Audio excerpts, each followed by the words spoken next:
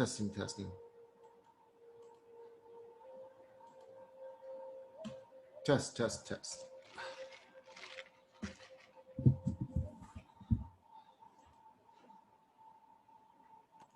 Testing, testing, testing.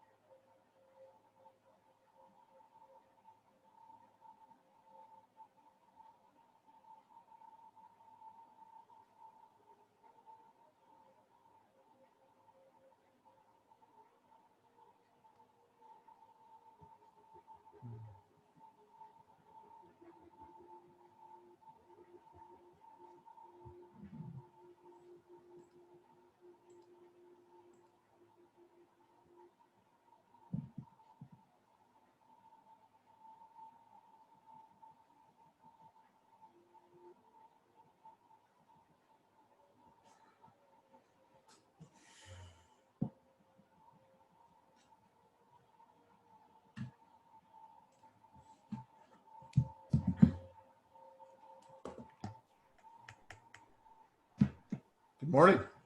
Good morning. Morning, Larry. Here we are. Let me see. There we go. How are you doing, my friend? Did you get to go back home? Looks like you're in your house. No, I'm actually in my office. Oh, We might be out for a month, they're saying now. really? Yeah, it just sucks, man. I woke up this morning and because we were in one hotel out in Riverside, then ended up getting another hotel right next to my office, and then I just looked it up, and they're saying possibly up to a month if the house survives. The fire is literally coming down. I live right next to a creek, right next to this huge mountain, and they've decided to let that fire burn down to the creek, which is about 100 yards from our house, our front door. So, and they've placed a whole bunch of firefighters there to try to protect that small community and see if this fire will stop right there. And Yeah. I'm just hoping now I'm thinking start the fire, have it burn back up, because tomorrow we get all the Santa Ana winds starting to kick up. So see what happens. I'm just, it's stressful. Well, good God, I guess it is, but I'm so sorry. I really am. Thank you, man. Thank you. Thank you. You got animals to deal with, pets and all that? You know what? We had a Corgi Beagle for about 15 years, and she passed in January. So that was our only pet that we had, our last pet that we had. And no, so we don't have to worry about that. So that's been good. So, but Wow. Well, keep me informed on that deal. That's a tough deal. I'm so sorry. Thank you. I call it, it's the tax you pay for living in the forest. It's that. It's just, Yeah. it's a beautiful place to live, but you're living in nature with like our house. There's massive 200 plus foot trees that literally is like over our house. So if that tree catches, it's just going to go down. So yeah, it's kind of like a pine forest area. So yeah. So. Wow. All right. So thanks, man. Well, I just realized too, we have a call next Monday, our hour and a half call. Yeah, the Zoom call next Monday. Listen, if you need to tweak some of this because of that, we can be flexible. No, I'm good this morning. You know what? I need to get my mind off of that. I've been thinking about that for 2 days. So Well, if you got a lot of shit going on between now and next Monday, and you need to tweak that. Oh, okay. Oh, I understand. Okay, I understand. Let's do that. Okay, I understand. Okay, sounds good. We need your mind on this, and really, if you got things going on, we'll work. Okay, sounds good. I appreciate that. Sliding that a week doesn't make any difference to me. So okay, sounds good. All right. So, why do you want to do this? What's the outcome you're looking for? That I wanted to do this coaching because I've done coaching, quite a bit of different variety of different coaching, a lot of masterminds where it's just like group coaching. And they've dramatically helped because my business has dramatically grown just participating in different coaching programs. So I know the value behind it. When I saw you at Susan's event, you spoke it the way it was, and the type of clientele I deal with, that's what they need to hear. You know, it's just, they need to be told what they need to be told. And sometimes it's not what they want to be told. You know, it's just like, okay, you've avoided paying taxes for 10 years and you got to deal with the consequences here, right? So, but after I heard you speaking, I just knew, and you talking about just a few times that, you know, you called on me and you spoke about my specific situation. I'm like, this is the guy I need to have to kind of take it to that next level. Business for me, it really is. It's exploding. But I know there's things that I don't know. It's kind of there's things that I don't know that I don't know. And I need somebody else to look into that. It's like, okay, what the hell's going on here? So. Okay. So what you've said so far is that you're kind of wanting to tweak your messaging to be more direct. Tweak my messaging to be more direct. Tweak my pricing model because I know I'm just not getting paid enough. In fact, just our last time that we briefly talked, I tweaked my pricing model where I got one client to pay for this coaching program, which I wouldn't have done that before. But I just realized, I'm like, what the hell am I doing? So literally after you had said something about my pricing model, I'm like, okay, I know who's paying for this coaching program based on that specific messaging that you gave me. In fact, he sent me the check. It's right here, you know. He called this morning to make sure I got it. So, but yeah, my messaging, make sure, obviously looking at some of my I guess marketing pieces would be messaging. Yeah. I have a unique story from the point of view is that I didn't file my own taxes for over 8 years. And I'll tell you this, is that when I started sharing that, prior to last year, the beginning of this year, I would never have shared that story in a million years, that I had went 8 years without filing taxes. I didn't tell my wife and got married, my bride, and got married to her with my tax problems. That's when I realized after I got married, if I don't tell her or fix this, she's going to divorce me just as fast as she got married to me. So I literally hired a person that did what I did and fixed that. His name's Ernie. He was an enrolled agent. I went to him. I'm like, hey, you know, I didn't file my taxes for 8 years in my 20s. And now here I am. I got married. I just brought my tax problems into my marriage. I got to fix this. And that's literally what inspired me to get into this industry. It's literally kind of that right there. So I started sharing that story in January, and I did one event. When I went to the Susan and your event talking about doing talks, after I left that event, I came and I set up a talk with the real estate group, had about 200 people there. Larry, that one talk kept me busy all year. Okay. This one client came from that one talk almost a year later. He says, you know what? He literally came back to me and just said, I want to get married, but I can't because I got a $500,000 tax bill here and I got to fix it before I get married. So I've been sharing that story. I'm sharing that story quite a bit. I wrote that I don't know if you remember, but I wrote this book, maybe tweak the messaging on this book, how to make the IRS an offer they can't refuse. Right. And I'll send you a copy just so you can take a brief look at it.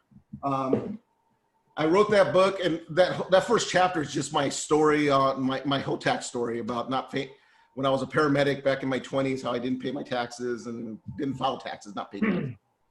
So, okay, so there's a lot. do you want to do some casting of the net with a big talk to have a big funnel at the top like that? Oh yeah, you know what? I would love that because I know it attracts people. That talk, being that vulnerable, it really opens up a lot of people because a lot of people that getting and you know better than I do that people that have tax problems that don't file taxes, they don't talk about it. They don't tell family members. They don't tell friends that, oh, I haven't filed my taxes in 6 or 7 or 10 years, or I owe hundreds of thousands, if not millions of dollars. They have no one to talk to. So when somebody gets up on stage or on a Zoom call and says, or when people come into me, I tell them that story. I'm like, hey, don't be embarrassed. Don't be ashamed. Let me tell you why I do what I do. And I give them a brief synopsis of, I went 8 years in my 20s not filing taxes. I owed tens of thousands of dollars in taxes. And I can tell like they're almost kind of relieved. And then they just spill the beans on kind of what's been going on with them. Oh yeah, that kind of vulnerability really does touch people, you know, and I have a story of filing bankruptcy in a business. And that when I told that story in my book, You're Broke Because You Want to Be, and how my business failed. And let me tell you what happens when you do that and how that impacts your life. That level of vulnerability attracted a lot of clients. In fact, it helped get me a television show about that and made me an expert on Fox News about all those kinds of things. Right. So telling your story, if you tell it the right way, can definitely be a big magnet to clients, that for sure, as you've just experienced. So we'll work on that too. All right. Make sure you're telling it the right way with the right close at the end to bring in more clients. We can do that. Right. And right now, in this world, I'm part of other mastermind groups that are technical supported, resolution people that deal in this industry. Yeah. And one thing we all know that we have a tidal wave of business getting ready to come in. Oh yeah. Just the amount of small business owners that are going belly up, not paying payroll taxes. Payroll tax cases are amazing because, I mean, we can make $20,000, $30,000, $40,000, $50,000 on those types of.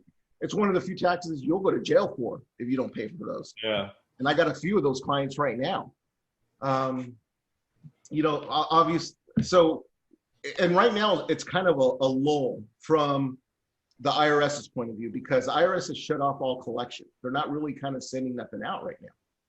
But we all know the tidal wave is going to come because, you know, beginning of the quarter, they're going to turn on regular collections and start going after people for the money.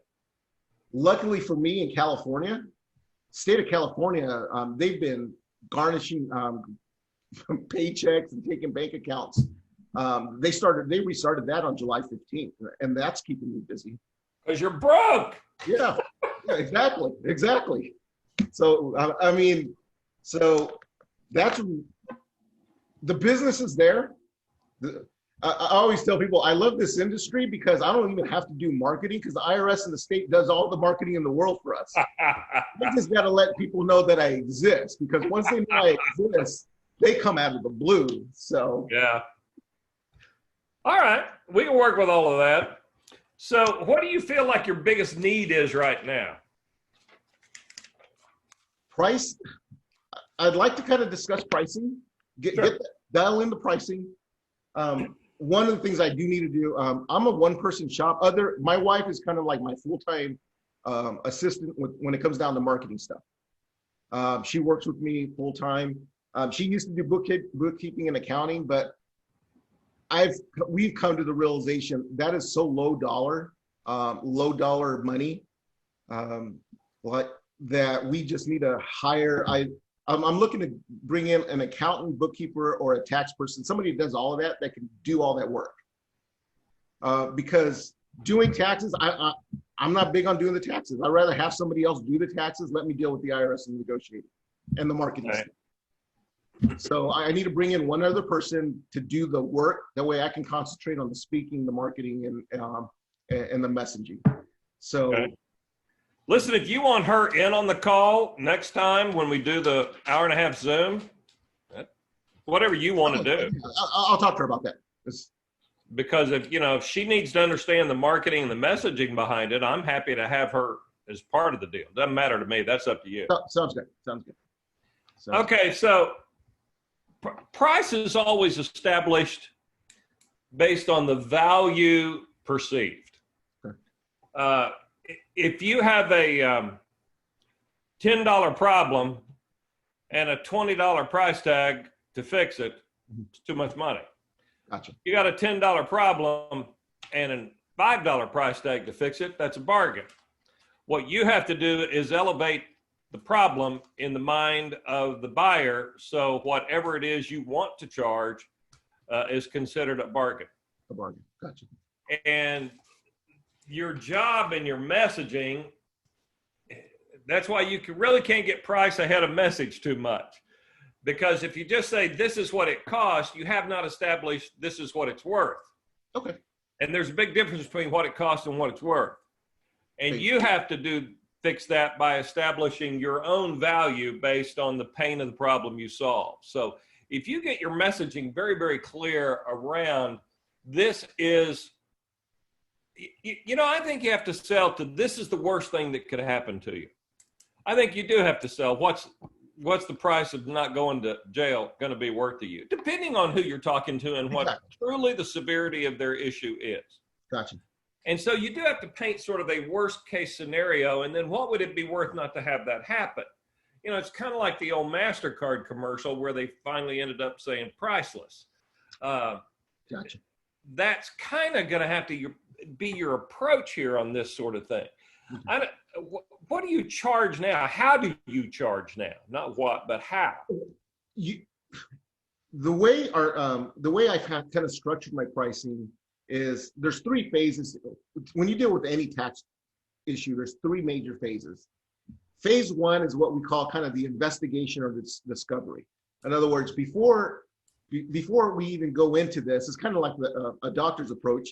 I need to find out what's going on. As a classic example, this is the diagnosis. The diagnosis part of it. Okay. You got to diagnose. I had a lady came in here one day and she's just, I haven't filed taxes in 2 years. Well, the minute she said 2 years, I'm like, well, I need to diagnose or do the discovery investigation to make sure it's only 2 years.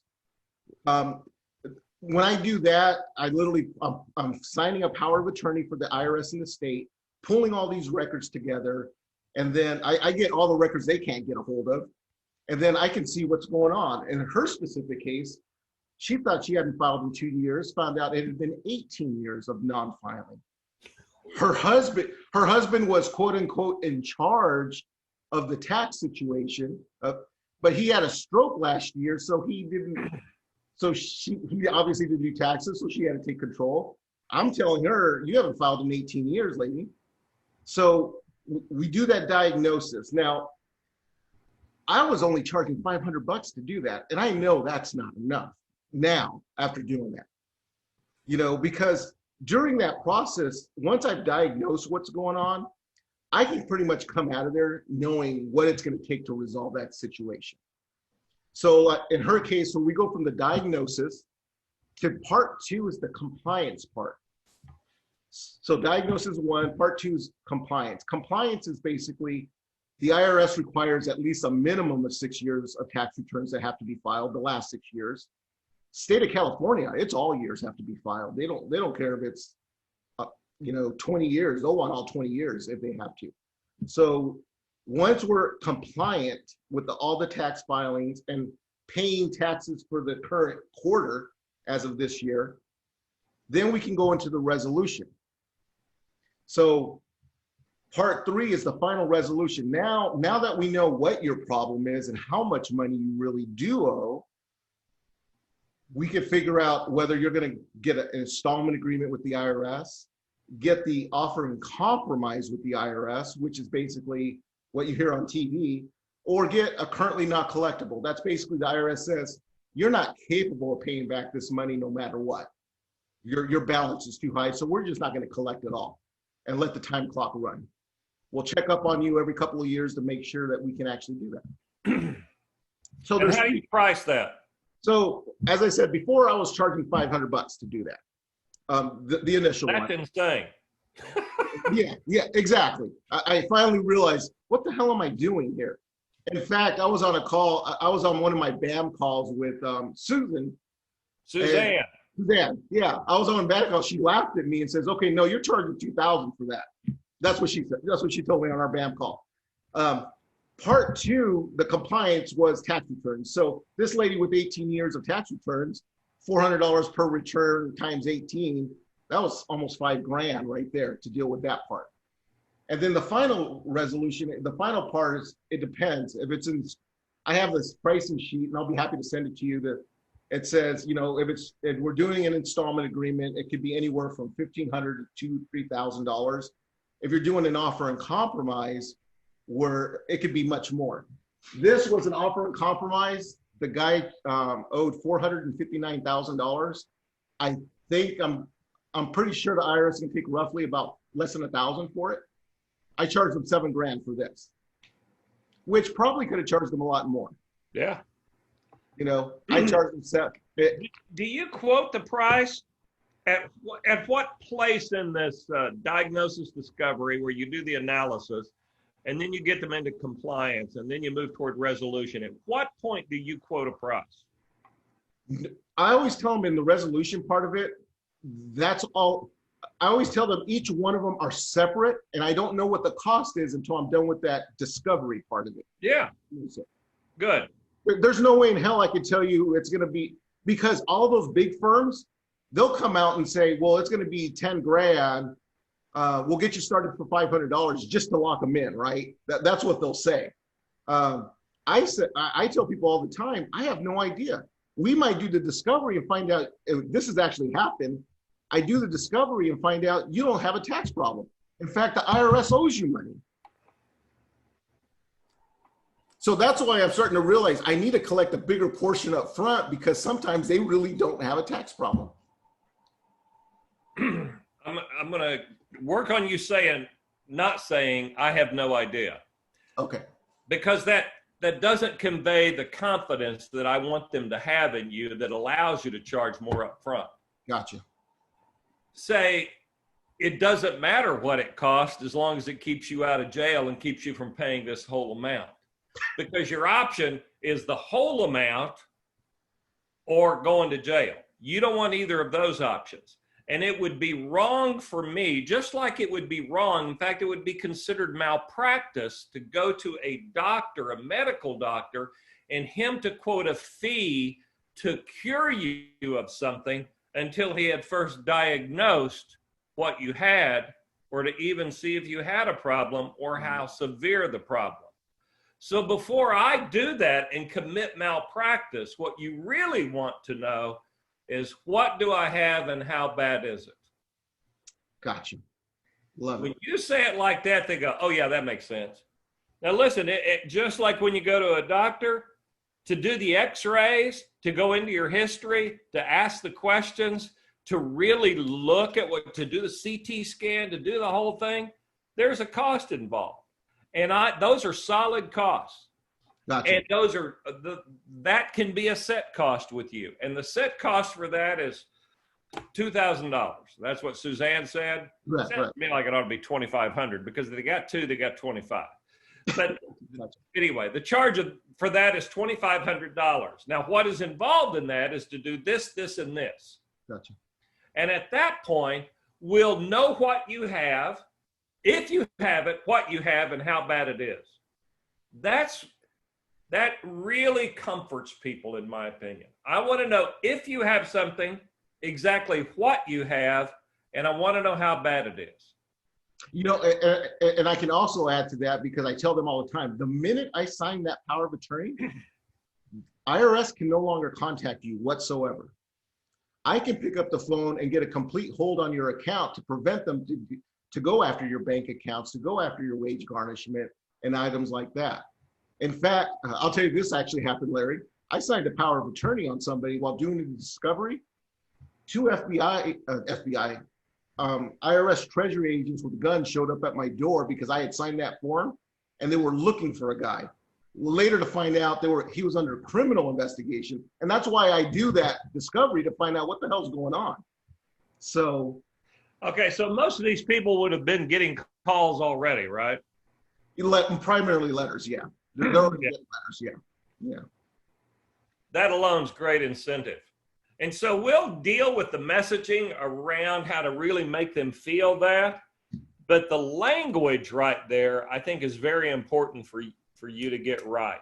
Absolutely, absolutely. And then and it seems like if you're comfortable with it, that set price for that part of the diagnosis, discovery, and analysis phase of it, that makes sense to them. Right. Because you can liken it to going to a medical doctor. Right. And you know what's, and that price point too is about half the price points of what, I have a bunch of friends who are attorneys that do this type of work. They charge a minimum of $5,000 just to get started. Yeah. And they just say it's a retainer, the way they charge, but 25, and I can literally say that it's almost half the price of what some of these major firms would charge. Or you don't need to defend your price until you get back on the price. Okay, just stick with the price. Fine. Yeah, and people who get defensive of their price are unsure of their value. And you're going to establish your value early on to say, well, first of all, you got to consider what it'd be worth to not have anybody bother you about this anymore. I'll take that away from you. Right. And then we might discover during the diagnosis, and I like diagnosis because that's what they think of when they go to a doctor as well. Right. It's easily understood by them. Right. We might do the diagnosis and you walk away scot-free for the $2,500. We might do the $2,500 diagnosis, and then the real work starts. I love what you just said there. You might be able to get off scot-free because here's another example. I did this with a client, a guy out of Texas, a prepper, calls me up, did diagnosis. I found $70,000 sitting in the account that he had no idea it existed. Okay. There goes his tax problem. It was literally instantaneously wiped out. And here I am. I charged him with him, I charged him $700 because he had a small business he wanted me to look into. But after I did that, there was no more tax problem.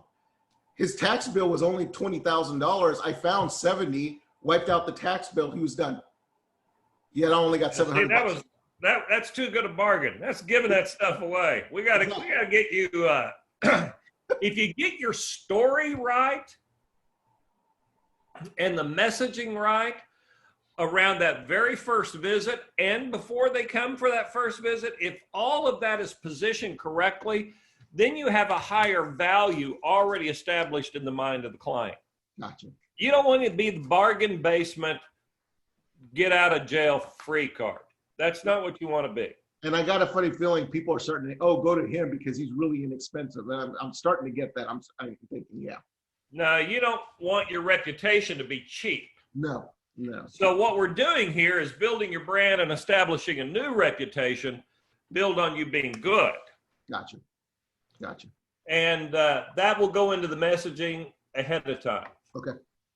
Now, it's good that you have all these great stories, and we will capitalize on those stories, especially as we put together a presentation of sorts that you can do for groups. But the stories are great. I think right now, what you need to start thinking about, though, is in terms of the story you tell and the messaging you send out. Absolutely. Between now and like I said, I got great flexibility on if your place is on fire and you got to make some adjustments to next time. Okay. Make sure I get some stuff so I can see what you're currently doing. Okay. I will want to do some analysis on your website and your messaging there, and we'll go through all of that and get that right. Okay, perfect. In the meantime, just flat out go out there and charge more money. Okay. Absolutely. Absolutely. I You appreciate know, it. I've always gotten what I get, and many people in the speaking industry said, how come you get this and I get that? And I said, it's really very, very simple. I asked for it. Mm. And that's true. Yeah. I asked for it and I don't back down. And then I ask for it and then I substantiate it with my value. Mhm. That's what you're going to have to do. You're going to have to ask for more money, and you're going to have to be very confident about your value. Excellent. Excellent. And the way you get confident about the value is you make them see the pain of what they've got and how much that'll cost them. Absolutely. Absolutely. That's it. All right, so you kind of load me up a bit with some of what you've got and what I can look at and start thinking about. First of all, just ask for more money between now and then. Anybody that calls you, you just raise your price. Raise my price instantaneously. I recorded this, so I'm going to make sure I go over that messaging there. So. Okay, cool. And then next time on our hour and a half, we'll really get into that in much greater detail. Start getting the words, everything perfect. Perfect. Thank you so much. All right, my friend, don't burn. Go out there with a hose. Keep it. Okay. Take care. Say hi to Mary. All right, bud. See ya. Take care. Bye-bye.